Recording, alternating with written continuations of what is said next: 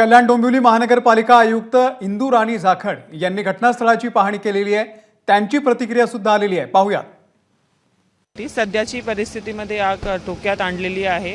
ते आमचे महानगरपालिकेचे 4 वॉटर टेंडर आहेत आणि MIDCचे पण फोम आणि वॉटर टेंडर्स आलेले आहेत। दोन्ही टीम्स मिळून आग आटोक्यात आणण्याचा प्रयत्न करत आहेत। पुन्हा एकदा अशीच घटना झालेली, आग लागलेली आहे, लोक घाबरलेली आहेत, काय सांगाल त्याबद्दल?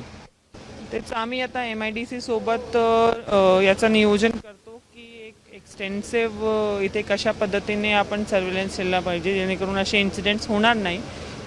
तरीही असे इन्सिडेंट झाला तर सर्वात महत्त्वाचा असतो की आपण इनिशियल जो रिस्पॉन्स आहे तो त्याला एकदम गतीने फास्ट आणि व्यवस्थित दिला पाहिजे जेणेकरून जीवितहानी आपल्याला टाळता येईल। नक्की प्रिव्हेंटिव्ह मेजर्स याचा अनुषंगाने डिपार्टमेंटसोबत बसून आम्ही करण्याचा डिसिजन करू। ABP माझा, उघडा डोळे बघा नीट।